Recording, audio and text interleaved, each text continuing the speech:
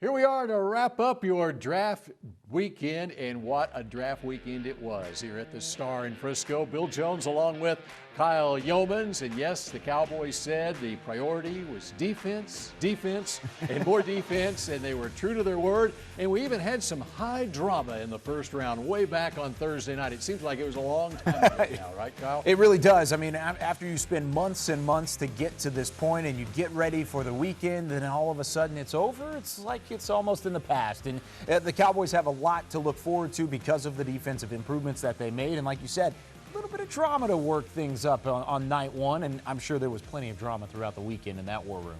That's exactly right. And, of course, the two quarterbacks were off the board. The Cowboys trade with the Eagles, moved down 2 spots. Micah Parsons will be joining us later here on the Blitz, but let's talk about Micah Parsons, who may very well be the most talented defensive player in this draft. No doubt about it, and it didn't necessarily go as written up or as chalked up for the front office of the Dallas Cowboys. They were looking at maybe trying to improve via the corners in the secondary. Well, like you said, whenever J.C. Horn and Patrick Surtain were off the board at 10, they went into plan B, but Plan B isn't necessarily, it's more like Plan A-B at the same time, because they really liked Micah Parsons throughout the draft process. They moved back a couple of spots, made a trade with the NFC East foe Philadelphia Eagles, picked up the 84th overall selection, and then Micah Parsons was there for them at 12. It was probably the player they were going to select at 10. Regardless, they had a decision to make between Rashawn Slater and Micah Parsons, but like you said, the talent, the ferocity, a consensus All-American during his time at Penn State, Butkus Fitzgerald, Big Ten Linebacker of the Year award winner. He could do it all. And if he can play like he did right there in that footage that we showed you from his last college game at AT&T Stadium at the Cotton Bowl, he plays like that with the Cowboys. What a draft pick that is, Micah Parsons. Again, Micah will join us later, and up next here on The Blitz, Mike McCarthy joins us. We get his take on this draft class. The Dallas Cowboys Blitz is brought to you by AT&T, the official 5G innovation partner of the Dallas Cowboys. And by the Dallas Cowboys Football Club. Tour AT&T Stadium, the home of the Dallas Cowboys. Tours are available daily. For details, visit attstadium.com/tours.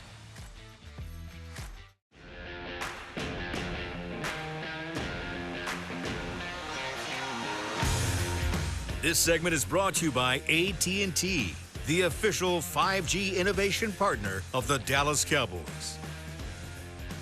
Welcome back to the 2021 Dallas Cowboys Miller Lite Draft Special. Bill Jones now joined in studio by Cowboys head coach Mike McCarthy. First off, Coach, it's great seeing you in studio. We did the Mike McCarthy Show all season long, and it was a virtual thing, and now here we are really in studio, and it feels good. Just like in that draft room, it feels good to be in person, right? Great air condition, and I always wondered where you were hanging out when I was talking to you the whole last year. So, yes, it's definitely great to be in studio. Well, let's talk about the first-round draft pick, Micah Parsons. And, of course, Micah Parsons out of Penn State, the 12th pick in the first round, made the tour of the Star on Friday. We had an opportunity to talk with him. I'm very impressed with this young man. Oh, definitely. I mean, obviously, his football playing ability is going to be impactful for our football team. But just as you and I were talking before the show, he's got a great, dry sense of humor, and just enjoyed my time with him and his family so far. Yeah, and you could see it in the press conference, even teasing the owner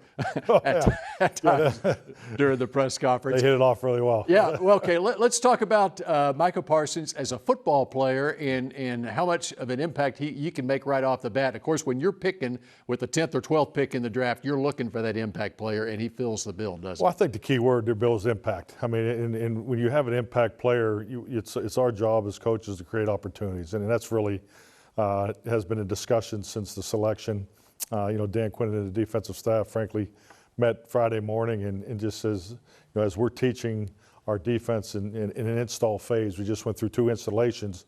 Now where does he fit into the base stuff, and just to make sure we have the proper packages, because he has to be part of a big part of what we're doing moving forward. Yeah, and especially when what you have your inventory at the linebacker position to begin with Jalen and Leighton. But when you look at his skill set, he is so versatile in so many ways. I mean, you even go back, You can look at his high school tape and see what he can do as an edge rusher and a running back, and that athleticism. You can use it in so many ways, can't you? Definitely. I think when you evaluate that position, it's it's on the ball and off the ball ability. His ability to play moving forward, playing horizontally, and obviously playing vertically in the passing game. So he can do all that. So I think with that, schematically, it gives you a chance to create location challenges for the offense. I mean, targeting issues for the offense because, he's a dynamic pressure player. So when the offense is studying our defense, their protection adjustment meeting is going to be about where's number 11. So that in itself has great value because that helps the other players around him. So and his ability to match up with backs, tight ends, you see that on his video. And the fact that he hasn't played a year, he was in California working out with a great group of players and prospects. So it'll be exciting to get him on the field. Boy, that game, his last college game at Penn State, I don't know that you can have a more dominant defensive performance than he did at the Cotton Bowl at AT&T Stadium. Yeah, no doubt. I didn't see the game as a whole, but it was all part of the cut-ups and his videos. So yeah, it's very blessed to have the opportunity to bring him to Dallas. The other thing that I was struck by with him, he has a certain air of confidence about him, and that sort of thing can be contagious in the locker room, can it? Oh, no doubt. I mean, he's an alpha, and he comes from Penn State, and that's important to him. It's linebacker U and the history and tradition of that. So his connection, he talked about Sean Lee, he talked about LeVar Arrington. So I always find that very important. He's very proud where he came from. You don't have to spend 5 minutes with him and his family to see the closeness of all that. So those are all strong characteristics, and that's what he brings to our locker room. Let's talk about the bigger picture a little bit. You mentioned Sean Lee, and earlier in the week, this week started with Sean Lee announcing his retirement. The impact that he has made on this team and in this community has been tremendous over the last 11 years. No doubt. I mean, I had the privilege of just working with Sean, this past year, and but always admired him from afar. Passion wears it on his sleeve. I think that's the best description of him, and he's the same person every day, and that's so important. I mean, just the energy that he brings to the workplace, obviously the expertise and experience. He's a great example of passing it forward to the younger players, something I'm a big believer in. You have to have it in your group dynamics, and Sean Lee has created a standard of that we will follow. I could see Sean Lee mentoring Micah Parsons, even if he's on the beach in California, he'll be mentoring Micah with that Penn State connection there.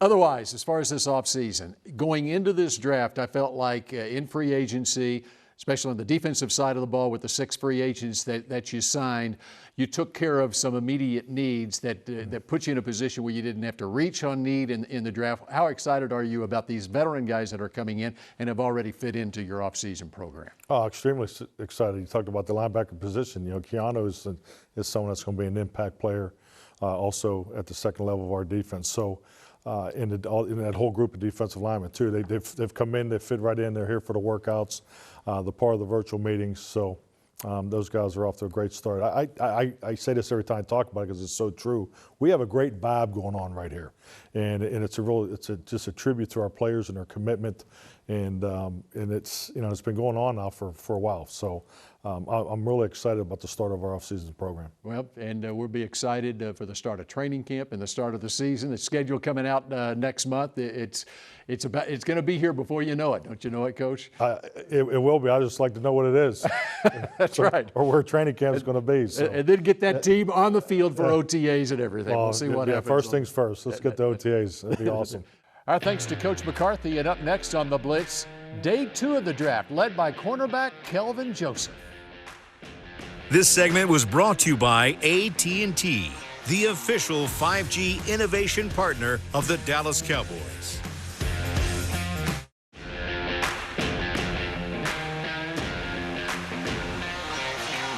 There was an emphasis on defense, of course, throughout this draft, especially on day 2, as the Cowboys took 2 cornerbacks and 2 defensive linemen in the second and third rounds of this draft. As we welcome you back here to the Blitz and take a look at the day 2 recap as the cornerback out of Kentucky started his college career at LSU, Kelvin Joseph, in the second round. And then those 3 picks in the third round. Let's talk Kelvin Joseph here, Kyle, because this guy has incredible athleticism. Well, they sold high on him at 44 because they believed this was their guy at corner after they ended up selecting Micah Parsons with that first-round pick. I really like what Kelvin Joseph brings to the table.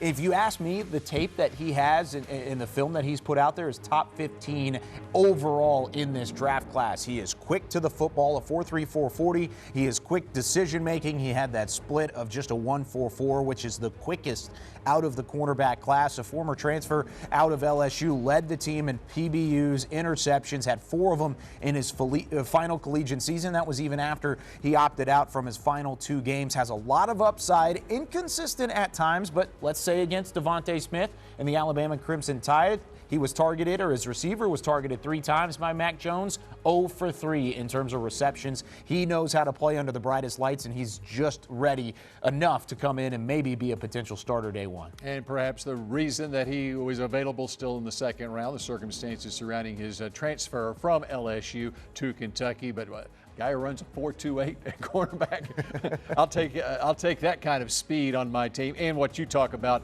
as well, matching up against the top receivers in this draft in the SEC. Guy that I'd like to focus on as well, the second pick of the third round, and this is a high character guy, Chauncey Goldstein, when he basically drafted at the same spot in this draft as Tyrone Crawford was drafted in his draft going back some 9 years ago, and a similar type player in the locker room and on the field. Chauncey Goldstein, I think, has a real chance to play for a long time in this league. Yeah, he was just a 3-star recruit coming out of high school, very lightly recruited, but guess what? He outworked some of those higher recruits. He became a captain, and he had production with at least 8.5 tackles for loss in each of his last 3 seasons. He's a guy who's very long, very lanky, adds to what you could potentially put out there with a Tank Lawrence, with a Randy Gregory. You feel really good about maybe the depth at the edge spot with this selection that you had in the third round. Well, and then you look at what the Cowboys did in free agency, the veterans that they picked up could go along with this draft class,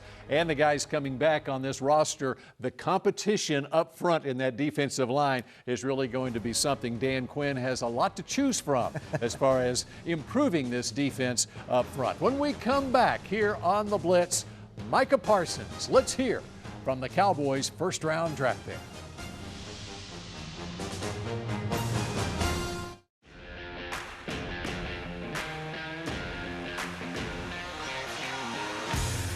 Welcome back to the 2021 Dallas Cowboys Miller Lite Draft Special. Bill Jones now joined by Cowboys first-round draft pick Micah Parsons. And yes, we heard the secret audio, the phone call, when you got the call as you were in Cleveland. Now, here we are a day later, and you're roaming around the Star in Frisco. Is this still sort of surreal to you that you're a Dallas Cowboy? Yeah, I'm still in my goosebump stages, man.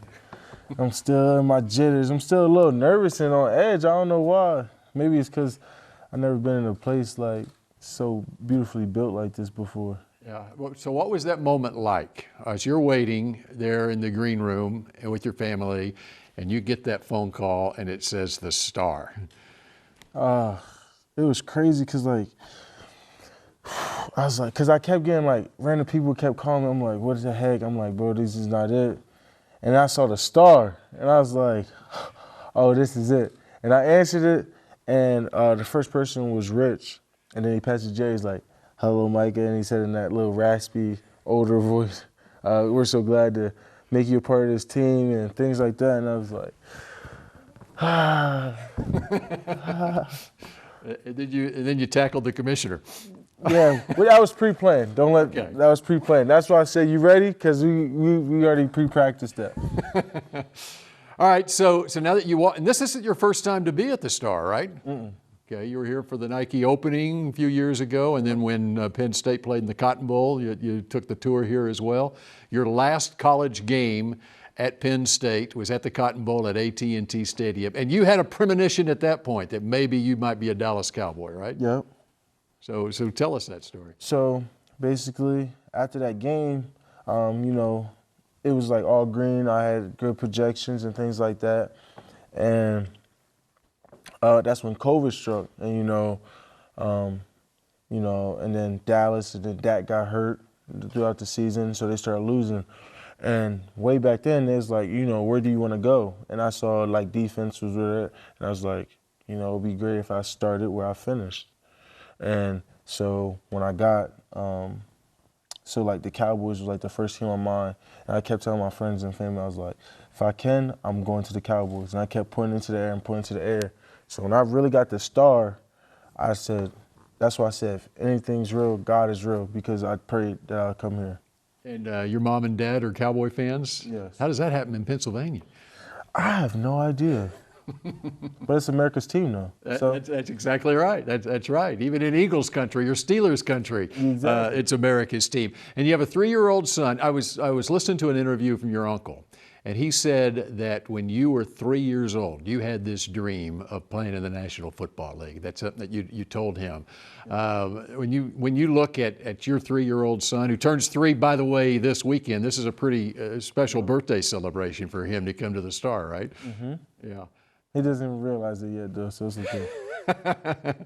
How has he kind of changed your life over the last 3 years?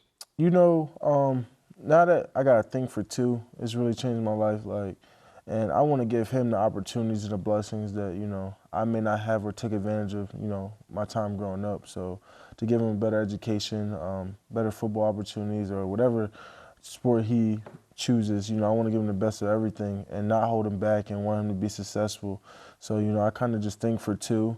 And, you know, I want to provide him for opportunities, and then he takes advantage of his opportunities and provide future generations. You know, when you get into the NFL, you got a chance to break generational curses. And that's why it was important for me to graduate from Penn State. And, you know, I hope he graduates from school and becomes successful too. Now, this guy, linebacker at Penn State, but you were a defensive end in high school, and you were a running back. Does Zeke know what you were as a running back in high school? Has he been informed of your prowess as a running back?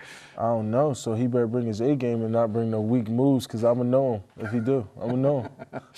How do you envision your impact? You've had a chance to meet with Dan Quinn, the defensive coordinator. What do you envision your rookie year in the NFL? Playing a little bit Mike Will. I know they said they like playing a lot in nickel because a lot of people play more 11 personnel.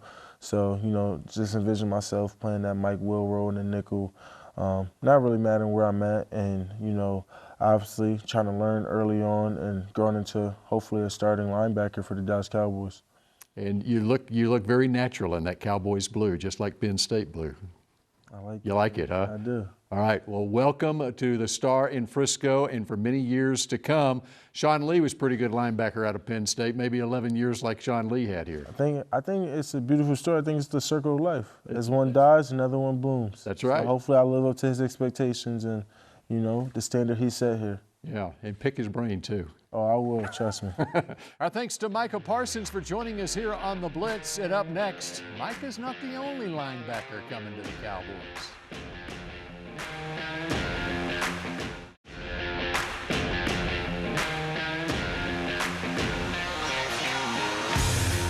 The Dallas Cowboys Blitz was brought to you by AT&T, the official 5G innovation partner of the Dallas Cowboys.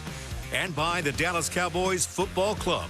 Tour AT&T Stadium, the home of the Dallas Cowboys. Tours are available daily. For details, visit attstadium.com/tours. Here are the day 3 picks for the Cowboys. Let's talk about Jabril Cox here in just a second. But anybody else on that list that really intrigues you? I'll throw out the Stanford receiver, Simi Fihoko. I'm interested in seeing what he can do. Yeah, I am as well. I mean, you talk about a long, speedy receiver. We talked about adding length and adding speed. He does just that. I mean, 6'4" almost, 4'4", 340. Didn't start a whole lot. Only had 4 starts in his 3-year Stanford career. But he had a bit of a church mission before that. Only had 412 yards in those 4 starts. But he is a deep ball threat. Okay, a couple of offensive linemen on there. You got the big nose tackle. Jabril Cox, though, he's the guy that I love in this draft class, besides the top pick. If you talk about best value out of any of these selections, and I'll even throw in day 1 and day 2 as well, he's there. He had fantastic value with what you bring to the table and add depth-wise. to that linebacker room. Not only does it give you some options with Micah Parsons, but it gives you options with Leighton Vander Esch. If the health is a question, guess what? You've got 2 guys back there that can play off-ball linebacker and can really make an impact. All right, we'll see you next week on The Blitz.